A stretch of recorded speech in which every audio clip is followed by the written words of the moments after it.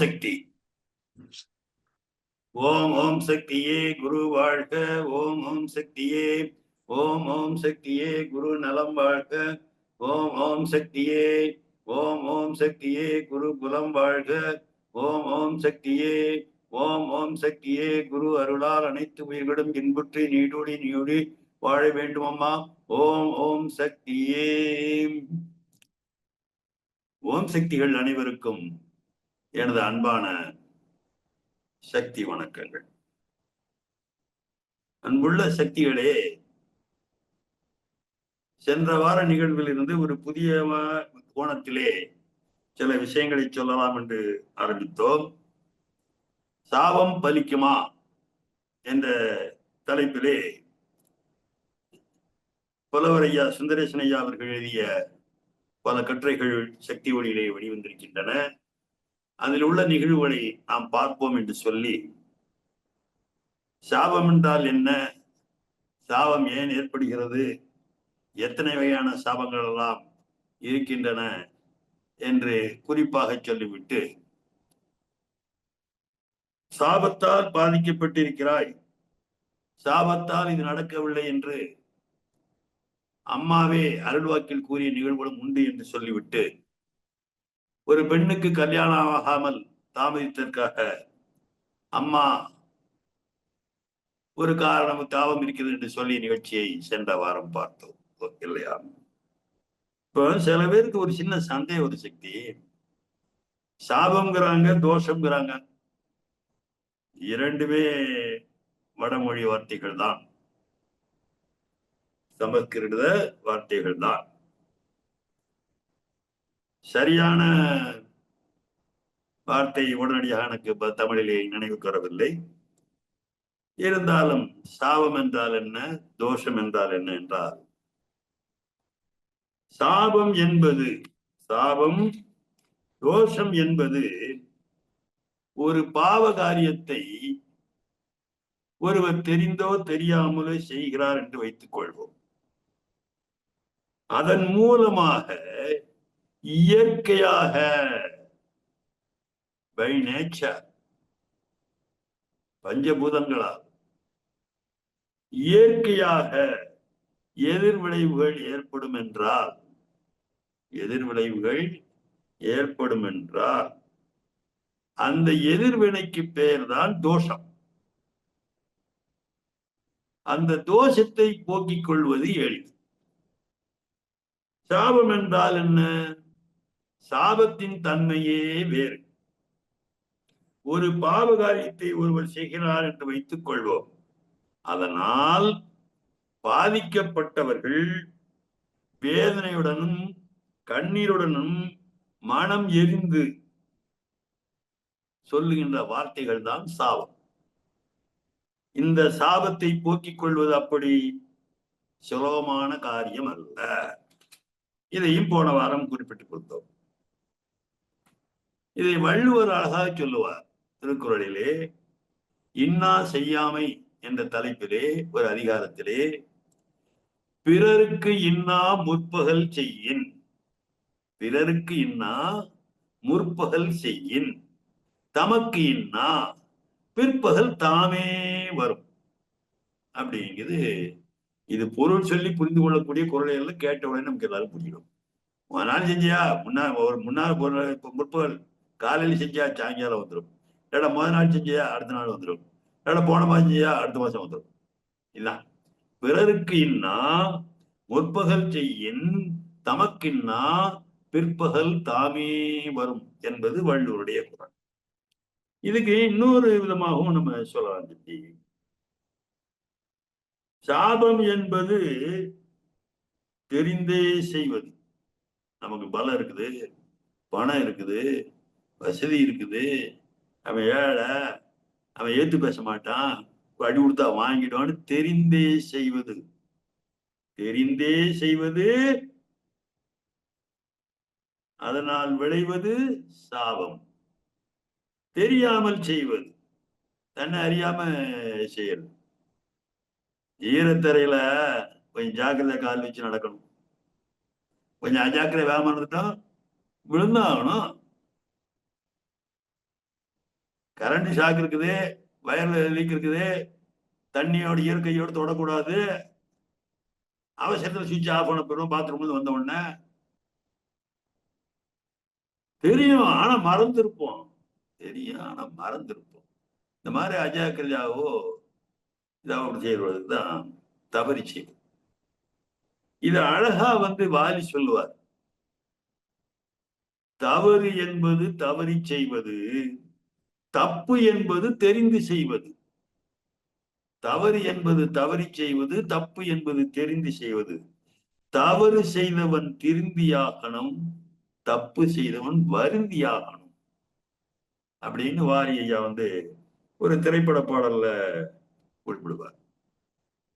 இந்த மாதிரி தெரிஞ்சோ தெரியாமல செய்யறது. பொதுவா ஐயப்பன் கோயிலுக்கு போற இருக்க வந்தனால சொல்ல வேண்டியிருக்கு எனக்கு. தெரிஞ்சும் தெரியாமல் மறிஞ்சு வறியாமல் செய்த எல்லா குற்றங்களையும் காத்து பொறுத்து ரசிக்கும் சத்தியமான கொண்டு 18ஆம் படி மேல் வாழவும் அறிகிற ஆனந்த சித்தனையனையப்ப சுவாமியே சன்னையப்பான்னு சொல்லுவாங்க பக்தர்கள். ஐயப்பா சாமியை தெரியாம செஞ்சுட்டா மன்னிச்சுக்க அப்படின்னு நம்மளும் சாமியிடம் மன்னிப்பு கேட்கிறார். ஆனா பிழை என்று எதை சொல்கிறார் தெரியுமா பட்டினத்தார்? செயல்பாடு ரீதியாக அல்ல, இறைவனை நினைப்பாததுதான் பிழை என்கிறார். அன்னை ஆதிபராசக்தியை வணங்காததுதான் பிழை என்கிறார். நீ எந்த தெய்வத்தின் பெயராலும் அந்த தெய்வத்தை நீ வணங்கு, ஒரு பயம் உண்டாகும், அதிலே ஒழுக்கமாக இருப்பாய், இறைபக்தி கண்டிப்பாக அவசியம் என்று சொல்கிறார்கள். அந்த இறைவனை வணங்காததுதான் பிழை அப்படின்னு பட்டினத்தார் சொல்றார்.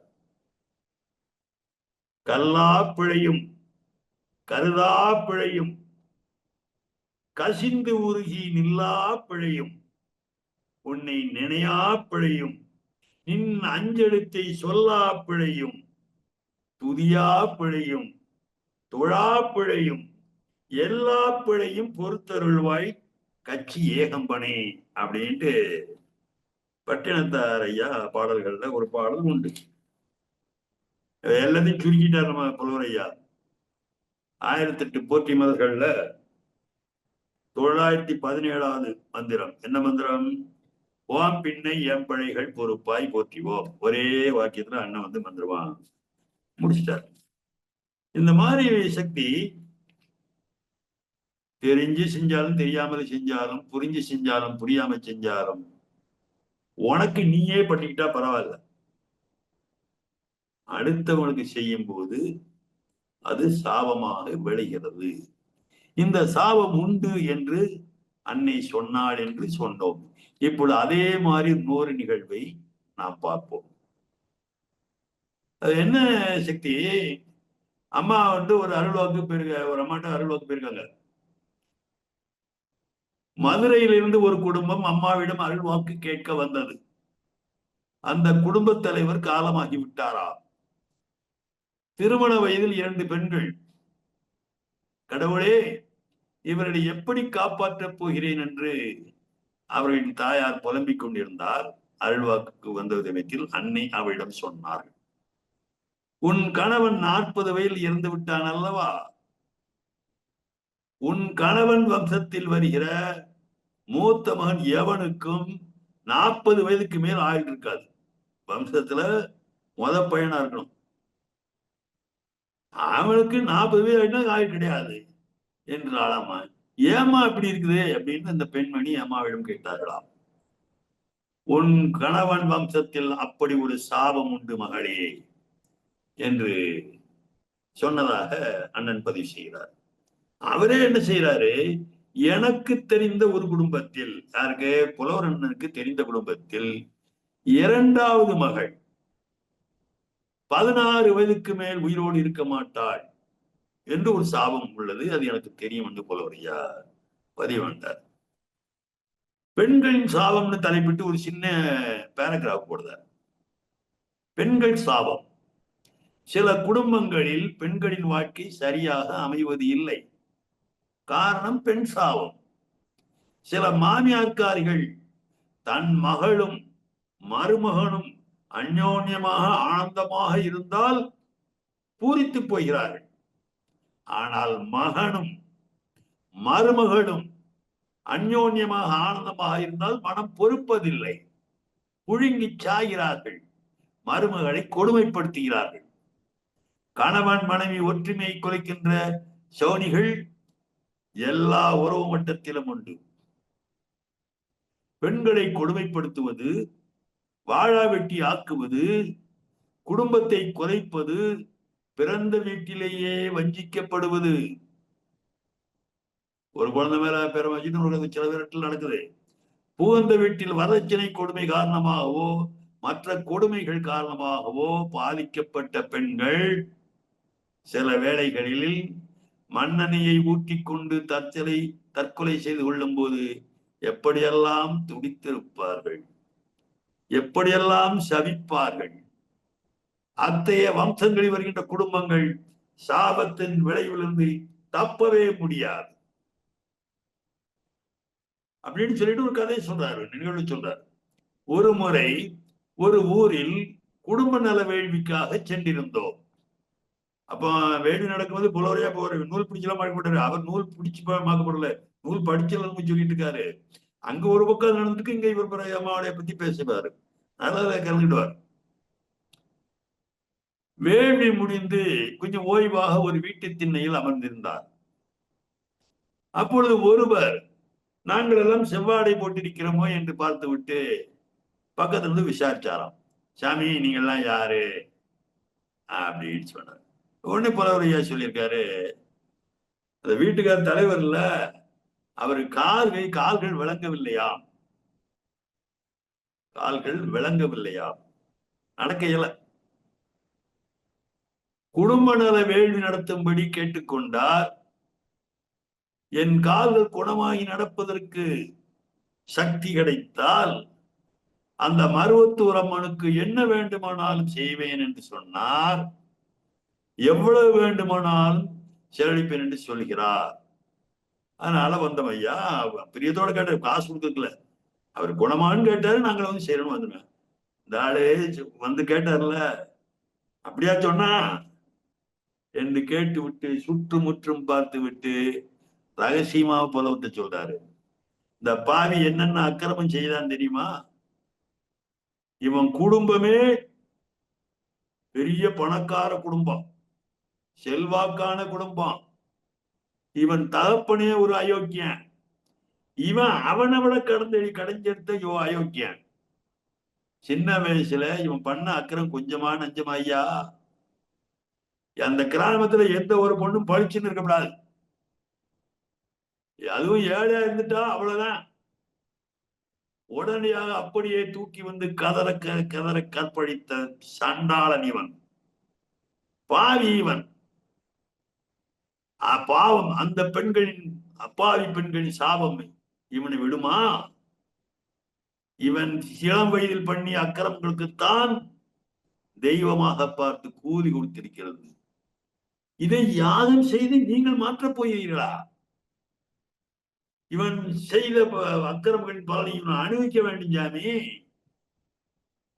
இவன் மட்டுமல்ல, குடும்பமே அனுபவிக்கணும்.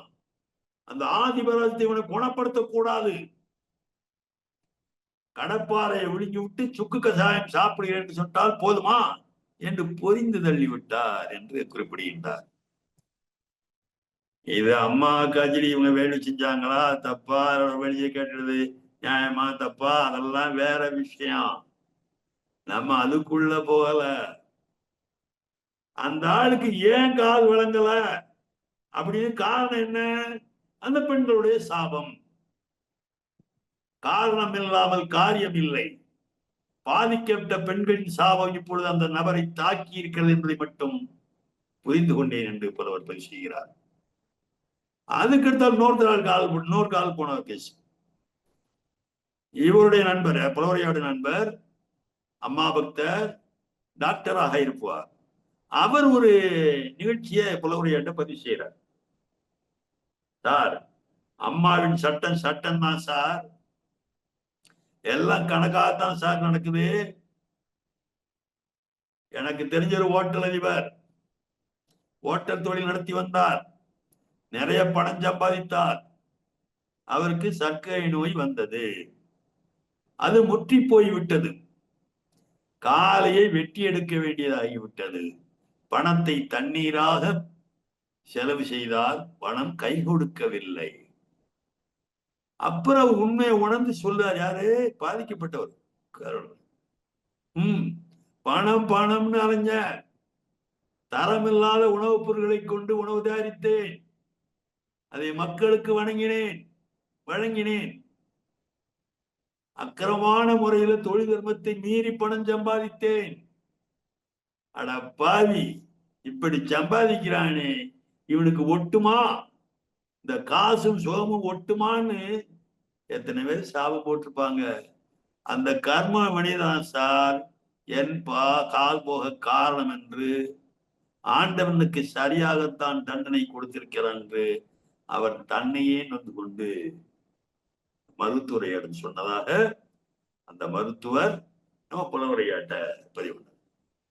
அது சரி சக்தி, வியாபார தர்மம்னு ஒண்ணு இருக்குது. வியாபார உலகில் அதற்கென ஒரு தர்மம் இருந்தது. வாங்குகிறவன் கேட்கின்ற எடைக்கு தக்கபடி பொருள்களை சரியாக அளந்து கொடுக்க வேண்டும். அவனிடம் அதிகமாக காசு வாங்கக்கூடாது. சில வியாபாரிகள் இதனை பின்பற்றுவதில்லை. நாய் விற்ற காசு குறைக்குமா, கருவாடு விற்ற காசு நாருமா, நரி தின்ற கோழி கூவுமா என்றெல்லாம் நினைத்துக் கொள்கிறார்கள். என்னுடைய வார்த்தைகள் அல்ல, அண்ணனுடைய வார்த்தைகள். சரி, மனிதனுக்கு தெரிஞ்சாகுமா? சில கோயில்களுக்கும் சாபம் உண்டு, சில குரு தெய்வங்களுக்கும் சாபங்களும் உண்டு. அதனால் கோயில்கள் விளங்காமல் போவதும் உண்டு, விளக்கேற்றப்படாமல் போவதும் உண்டு. ஓம் சக்தி. அந்த மாதிரி இன்சிடென்ட் புலவரையா பதிவு பண்றார். எந்த ஊர்லன்னா சங்கரன் கோயில். சங்கரன் கோயில்ங்கிற ஒரு திருநெல்வேலி மாவட்டத்துல இப்ப இருக்குது. எல்லாருக்கும் தெரியும், சங்கரன் கோயில் நிறைய தெரியும். சங்கரன் ஐனார் கோயில்னு சொல்லுவோம், சங்கரன் நாரணர் கோயில்னு சொல்லுவோம். இப்ப புரிஞ்சு ஈஸ்வரன் இருக்கிறாரு, பெருமாளும் இருக்கிறாரு. அங்க அம்மா பேரு கோமதி. அங்க என்ன விசேஷம்னா, அந்த கோயில்ல ஜங்கல் கோயில்ல புத்து மண்ணுன்னு சொல்லுவாங்க. புத்து மண்ணுன்னு சொல்லுவாங்க. அவங்க ஒரு நாகமேடை இருக்கிற மாதிரி இருக்கும். அந்த இடத்துல மண்ணு புற்று இருக்கும். அந்த மண்ணை எடுத்து கொண்டு போய் கரைத்து குடித்தாலோ அல்லது ஏதாவது புண்கள் இருக்கிறது தடவினாலோ அது குணமாக்கி விடுவாள் அந்த கோமதி அம்மா. அப்படிப்பட்ட ஊர் சங்கரன் கோயில். இது சங்கரன் கோயிலுக்கு நேர்ந்த இது இல்லை, அதுக்கு பக்கத்துல அந்த காலத்திலே ஒரு கோயில் இருந்தது பக்கத்துல ஊர்ல. ஊர் என்னன்னு சொல்லல அவரு ஐயா. அந்த கோயில் என்னன்னா, பொதுவாக எல்லா கோயிலும் மடப்பள்ளி இருக்கும் பிரசாதம் தயாரிக்கிறதுக்கு. அந்த மாதிரி பிரசாதம் அதை வழிபோக்கர்களுக்கும் தங்குறவங்களுக்கும் கொடுப்பாங்க. ஒரு நாள் இது நிறைய செஞ்சு அதுக்கு அந்த காலத்தை கோயில் மடைப்பள்ளிகள் மூலம் சாதுக்களுக்கும் வழிபோக்கர்களுக்கும் உணவளிக்க ஏற்பாடு செய்து வைத்திருந்தார்கள். அதற்கென செல்வர்கள் நிலமானியம் தந்தார்கள். அப்படிப்பட்ட கோயில் ஒரு கோயிலுக்கு, அந்த கோயிலுக்கு, ஏன்னா இந்த ஊரையும் பேரையும் சொல்லக்கூடாது, அதனால புலவரும் குறிப்பிடல, நானும் குறிப்பிட விரும்பல. ஒரு சித்தர் போனார். சித்தருக்கு நல்ல பசி. ஆனால் சித்தரை சித்தர் என்று யாரும் அடையாளம் கண்டுகொள்ள முடியாது. கழுத்துல டெலஸ்கோப் பார்த்தீங்கன்னா டாக்டர், தலையில தொப்பி வச்சிருந்தா நர்ஸு, காக்கெட்ஸ் கொடுத்தா போலீஸ்காரரு அப்படின்னு அடையாளம் கண்டுபிடிக்க மாதிரி சித்தர்களை அடையாளம் கண்டுபிடிக்க முடியாதாம். நல்ல பசியோடு போயிருக்கிறார். அவருடைய எந்த சமய சின்னங்களும் இல்லை. குங்குமம் விபூதி அது இல்லை. யாரோ ஒரு பிச்சைக்காரன் எண்ணி அந்த அர்ச்சகர் சாப்பாடுல போடா, தீந்து போச்சு சொல்லலாம், போடா வார்த்தையை பயன்படுத்தி இருக்கிறார் அர்ச்சகர். அர்ச்சகரின் போக்கு கண்டு மனம் முன்பண்ட ஆத்திரத்தில் இந்த கோயிலும் விளங்காது போடா, அவன் என்ன போடான்னு சொல்றது, இவர் திரும்பி போடா. எது? அர்ச்சகர் மட்டும் சொல்லல, என்ன சாப்பாடு போடல, நீ அவனை மட்டும் சொல்லல, இந்த கோயில் தான் எனக்கு போடல, இந்த கோயில விளங்காம போட்டு அப்படின்னு சாபம் போட்டார். படிப்படியா அந்த கோயில் சாநித்தியம் குறைந்தது, மக்கள் வருவதும் குறைந்தது, கோயில் நலிவுற்றது. ஒரு கோயிலில் அன்றாடம் விளக்கு எரியவில்லை எனில், பூஜைகள் நடத்தப்படவில்லை எனில் சாந்தித்யம் குறைந்து போகும். அங்கே அஷ்ட தரித்திரங்கள் குடியேறும். நம்ம வீடுல அங்கே குடியேறும் என்பது அம்மா ஒரு இடம் சொல்லியிருக்கார். நம்ம அம்மா தான் சொல்லிக்காருவாங்க. சித்தரின் சாபத்துக்கு ஆட்பட்டு நலிவுற்ற அந்த கோயிலில் நம்ம ஆளுத விட மாட்டோமே. அம்மா தோண்டி செஞ்சுக்கிற, உழவாரப்படி செஞ்சுக்கிற, திருநாவுக்கரசு அந்த காலத்துல செஞ்சாரு. நம்ம எல்லாம் வந்து எல்லா கோயிலுக்கும் சுத்தம் பண்ணேன், சுத்தமா வச்சுட ஏற்பாடு பண்ணேன், ஹெல்ப் பண்ணேன், பூஜை நம்ம சொல்லிக்கல. அதை நம்பிக்கிட்டு அதை வேத வாக்கா எடுத்துக்கிட்டு அந்த கோயிலுக்கு போய் சுத்தம் பண்ணி போயிட்டாங்க நம்முடைய தொண்டர்கள், சக்திகள். சங்கரன் கோயில இளங்கோன்னு ஒருத்தர் இருந்தாரு, மாவட்ட செயலாளர் இருந்தாரு, அருமையான தொண்டர். அம்மாவின் சொல்படி அனாதை பிணங்களை அடக்கம் செய்தார்.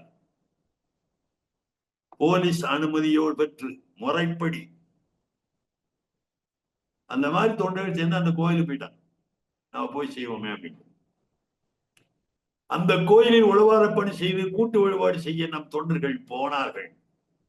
இத்தகைய இடங்களுக்கு செல்லும் போதெல்லாம் கருவறையின் முன்பு, மன்றத்துல கருவறையின் முன்பு திரு அம்மாவின் படங்கள் முன்னால் எலுமிச்சம்பழம் வைத்து 108 சொல்லி, மூலமந்திரம் சொல்லி 108 சொல்லி தீவாரணை காட்டி அம்மா கூடவாமான்னு வேண்டிக்கிட்டு அந்த எலுமிச்சம்பழத்தை மடியில வச்சுக்கிட்டு தான்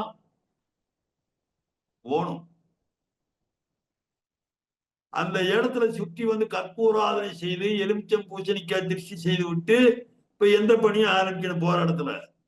அம்மா நம் வேள்வி குழு தொண்டர்களுக்கு சொல்லிய பாலபாடம் ஆர்வ கோளாறு காரணமாக மறந்து விட்டார்களோ என்னமோ தெரியவில்லை.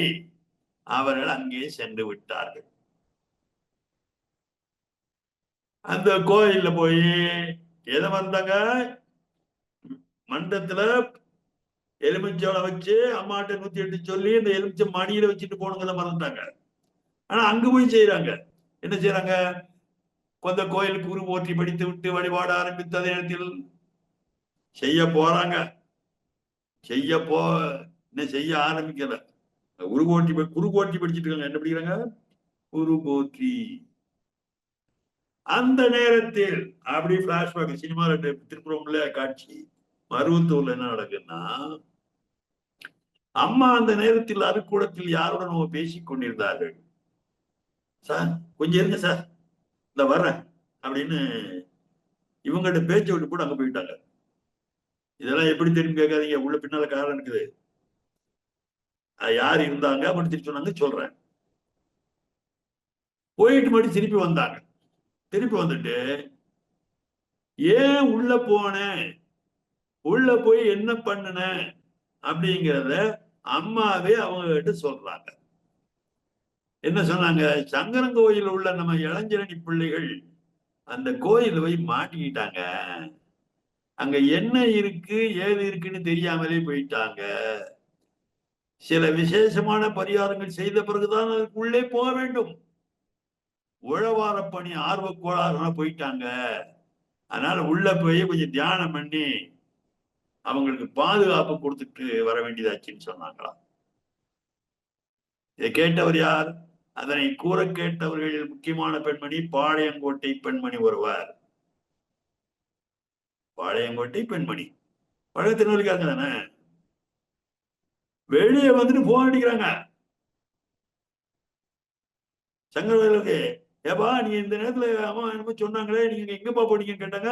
நாங்க அந்த கோயிலுக்கு போயிருந்தோம் அப்படின்னு அவங்களும் சொல்றாங்க.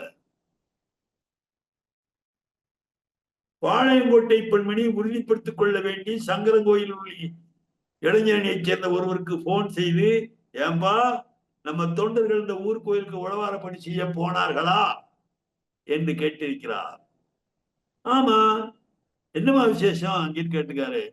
விவரம் தெரியாம போய் மாட்டிக்கிட்டீங்களா, அம்மாதான் உங்களுக்கு பாதுகாப்பு கொடுத்துச்சான்னு சொல்லி சொன்னாங்களாம்.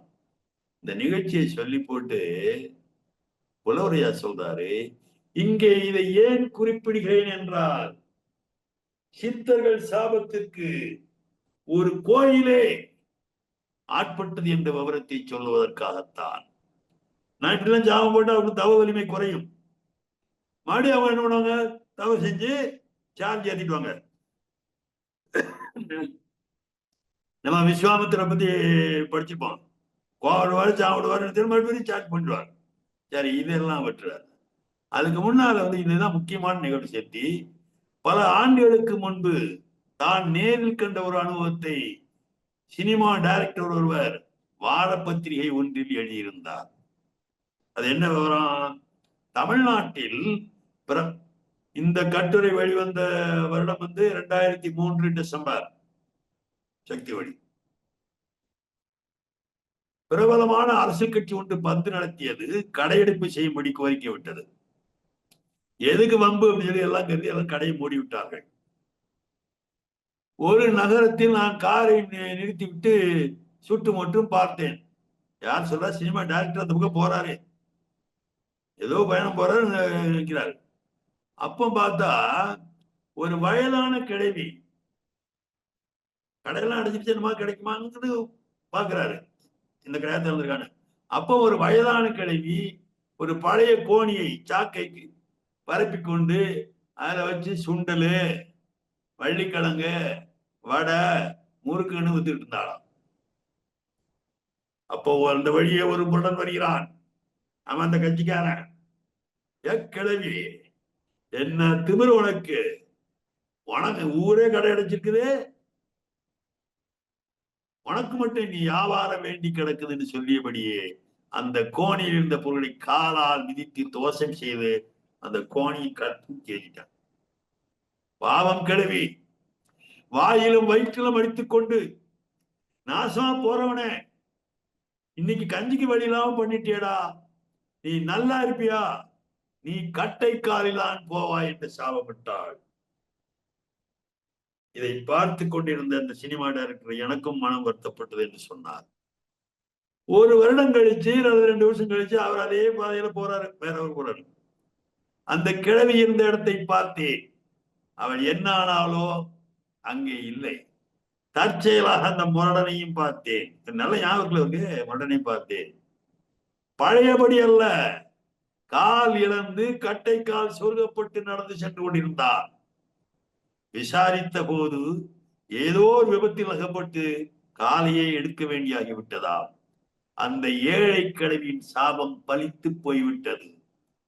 கட்டையில் போவாய் என்று சாபமிட்டாரே, இப்பொழுது கட்டை காலில் தான் நான் நடந்து போய்கொண்டிருக்கிறார். ஓம் சக்தி. இந்த மாதிரி சாபங்கள் யாருடைய மனதையும் புண்படுத்தி யாரையும் இகழ்வாக பேசி அவிழ்ந்து நாம் எந்த சாபங்களை வாங்காமல் நம்மை நாம் பார்த்து கொள்வோம். அன்னையினி பணிந்து நாம் வேண்டுவோம். சொன்னார், சொல்லிக்கார் புலவரையாவும் திருப்பாவையில் ஒரு பாட்டு சொல்லியிருக்காரு, அதை சொல்றேன். மூலப்பழம்பொருளை மூவர்க்கும் முன்னவளை முத்தவழின் சுவையெல்லாம் தானே ஒருங்க பெற்றவளை. மூலப்பரம்பொருளை மூவர்க்கு முன்னவளை முத்தவழின் சுவையெல்லாம் தான் ஒருங்கே பெற்றாளை. கால கணக்கிற்கே கட்டுப்படாதாளை. கருக்கோலம் கொண்ட முதல் நம்மையெல்லாம் காப்பாளை. கோல குடியிருப்பாய் கவின்மருவூர் பூத்தாளை. கொடிதான தீவனையாம் குன்றம் கரைப்பாளை. ஏல குழலாளை. எம் அன்னையின் திருவடியை வணங்குவோம், வாழ்த்துவோம், தொண்டு செய்வோம், துயர் தீர்ப்போம். ஓம் சக்தி, பராசக்தி.